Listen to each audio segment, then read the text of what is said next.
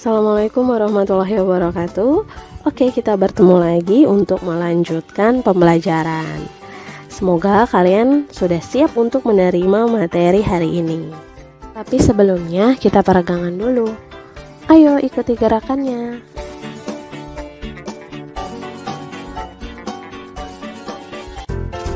Oke, kita akan mulai. Materi kali ini yaitu tentang gerak melingkar. Tapi sebelumnya kita berdoa dulu menurut agama dan kepercayaan masing-masing. Tujuan pembelajaran pada materi gerak melingkar ini adalah yang pertama, kalian diharapkan dapat memahami besaran-besaran pada gerak melingkar. Yang kedua, dapat mengidentifikasi gerak melingkar beraturan dan gerak melingkar berubah beraturan. Dan yang ketiga, dapat menganalisis hubungan antara roda-roda. Apa yang kalian lihat? Ya betul, ini adalah rotasi bumi atau perputaran bumi pada porosnya. Apakah ini termasuk gerak melingkar? Ya tentu saja ini adalah gerak melingkar. Tapi termasuk ke dalam gerak melingkar beraturan atau gerak melingkar berubah beraturan? Selanjutnya, selain rotasi bumi, ada juga revolusi bumi atau revolusi planet mengelilingi matahari. Apakah ini juga termasuk gerak melingkar? Jika iya, termasuk ke dalam gerak melingkar beraturan atau gerak melingkar berubah beraturan? Jadi, apa itu gerak melingkar? Gerak melingkar adalah gerak suatu objek yang lintasannya berupa lingkaran yang mengelilingi suatu titik tetap.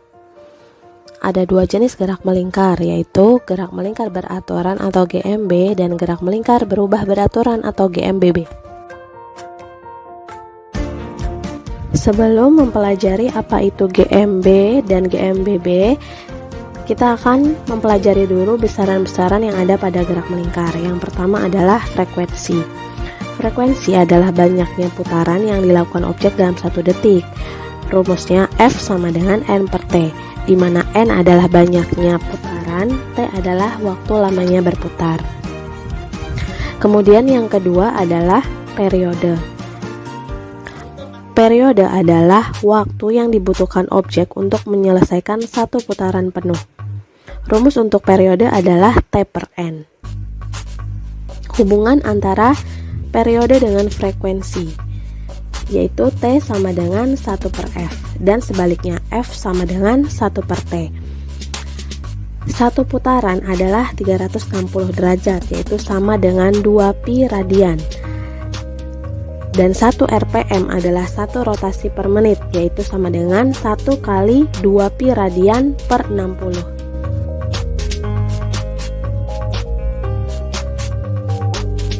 Saran selanjutnya adalah perpindahan sudut atau theta. Theta adalah seperti yang ditunjukkan pada gambar. Untuk berpindah dari posisi A ke posisi B, benda telah menempuh sejauh theta melewati jarak linear S. Selanjutnya adalah kecepatan sudut atau omega. Kecepatan sudut disebut juga dengan kecepatan anguler, adalah besarnya sudut yang ditempuh tiap satuan waktu. Rumus kecepatan sudut omega sama dengan delta theta per delta t. Omega sama dengan theta 2 min theta 1 per t2 min t1. Delta theta untuk satu putaran adalah 2 pi, sedangkan waktu yang dibutuhkan untuk satu kali berputar adalah T atau periode, sehingga omega juga dapat dirumuskan 2 pi per T atau 2 pi F. Selanjutnya adalah kecepatan linear atau V. Kecepatan linear adalah kecepatan benda yang arahnya selalu menyinggung lintasan lingkaran. Kecepatan linear juga selalu tegak lurus dengan jari-jari lingkaran. Rumus kecepatan adalah jarak per waktu. Jarak pada gerak pelingkar adalah keliling lingkaran, sehingga rumus kecepatan linear V adalah 2 pi r per T, di mana T adalah periode, yaitu waktu yang dibutuhkan untuk menempuh satu putaran. Besaran berikutnya adalah percepatan sudut atau alfa. Percepatan sudut disebut juga dengan percepatan anguler, adalah suatu perubahan kecepatan sudut dalam satuan waktu tertentu. Rumus percepatan sudut alfa adalah delta omega per delta t.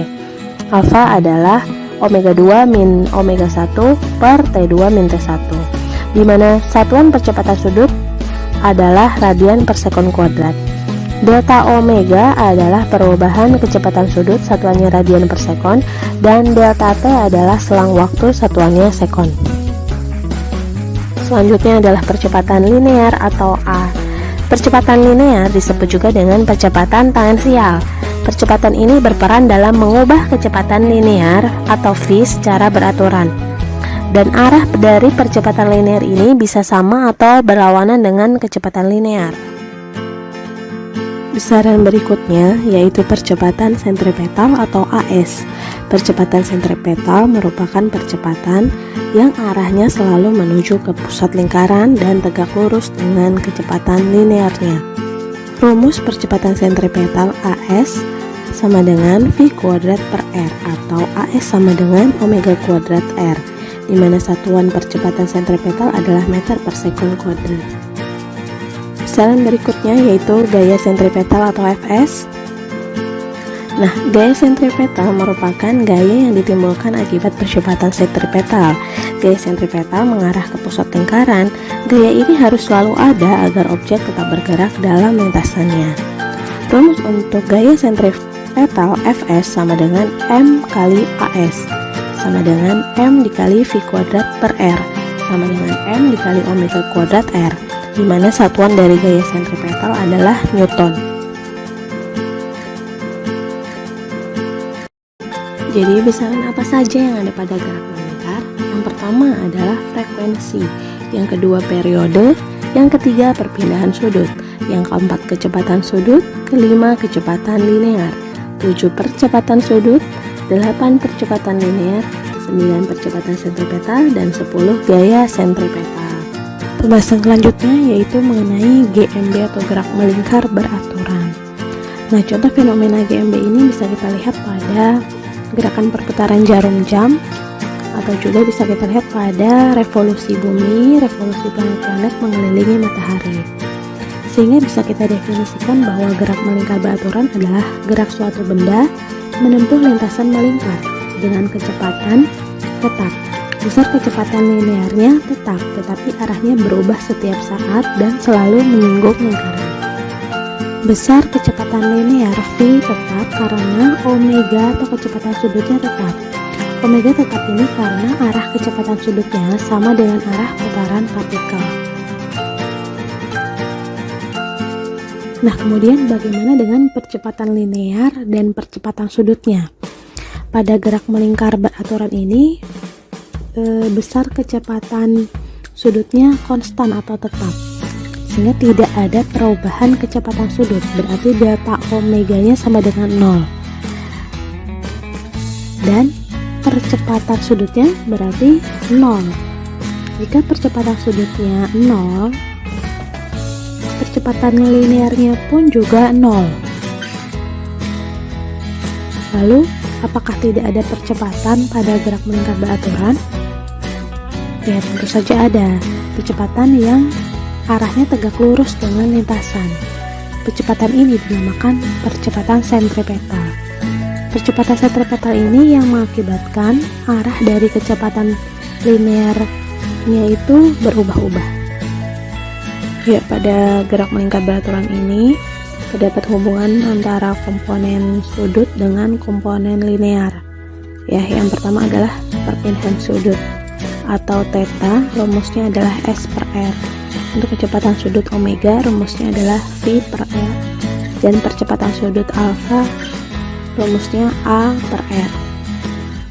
Dimana theta itu adalah perpindahan sudut satuannya radian, omega adalah kecepatan sudut satuannya radian per sekon, alfa adalah percepatan sudut satuannya radian per sekon kuadrat, R adalah jarak partikel ke pusat lingkaran satuannya meter, V adalah kecepatan linear satuannya meter per sekon, A adalah percepatan linear satuannya meter per sekon kuadrat, dan S adalah jarak linear satuannya meter.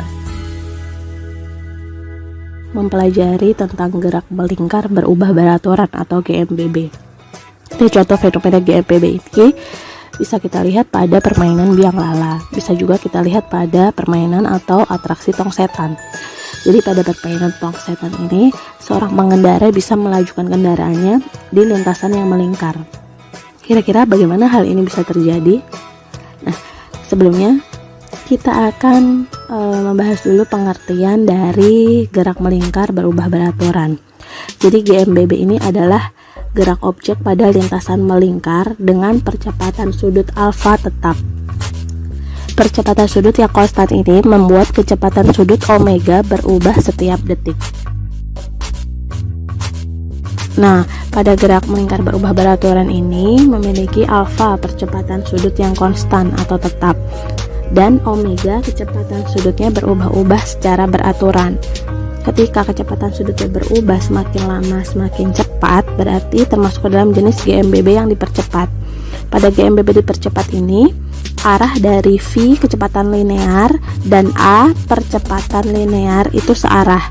Sedangkan pada GMBB yang diperlambat, V kecepatan linear dan A percepatan linearnya itu berlawanan. Oke, nah sekarang persamaan pada GMBB itu, yang pertama, theta sama dengan omega 0 T plus minus setengah alpha T kuadrat. Dan yang kedua, omega T sama dengan omega 0 plus minus alpha T. Yang ketiga, omega T kuadrat sama dengan omega 0 kuadrat plus minus 2 alpha theta. Keterangannya, theta ini adalah posisi sudut, satuannya radian. Omega 0 ini adalah kecepatan sudut awal, satuannya radian per sekon. Omega T kecepatan sudut akhir, satuannya radian per sekon. Alfa adalah percepatan sudut, satuannya radian per sekon kuadrat, dan T adalah waktu lamanya berputar, satuannya sekon.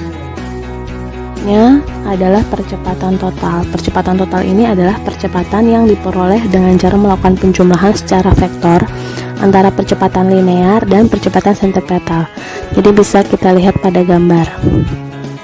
Nah, rumus untuk percepatan total ini atau alfa adalah akar dari A kuadrat ditambah AS kuadrat, di mana alfa ini adalah percepatan total, A nya adalah percepatan linear, satuannya meter per second kuadrat, dan AS adalah percepatan sentripetal.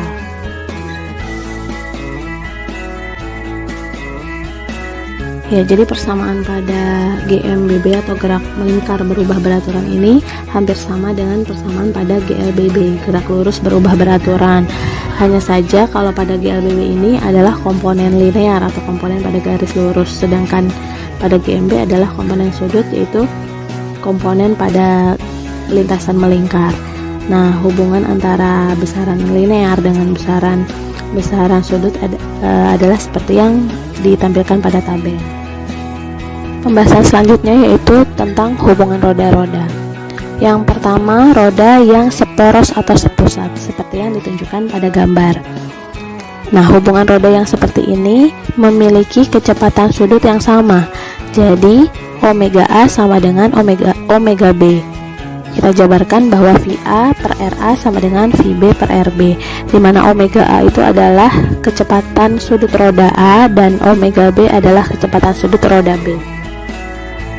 Yang kedua adalah roda yang saling bersinggungan, seperti yang ditunjukkan pada gambar. Nah, roda yang seperti ini memiliki kecepatan linear yang sama. Jadi VA sama dengan VB, di mana VA ini adalah kecepatan linear roda A dan VB adalah kecepatan linear roda B. Jadi bisa kita jabarkan bahwa omega A dikali RA sama dengan omega B dikali RB. Ketiga adalah roda yang dihubungkan dengan tali seperti pada gambar. Nah, untuk hubungan roda yang seperti ini juga memiliki kecepatan linear yang sama. Jadi VA sama dengan VB. Omega A dikali RA sama dengan omega B dikali RB. Oke, kalian telah menyelesaikan materi kali ini. Semoga dapat menambah pengetahuan kalian dan semoga dapat memotivasi kalian untuk terus mempelajari, memperdalam, dan mengkaji ilmu-ilmu alam. Selamat belajar dan sampai jumpa di video berikutnya.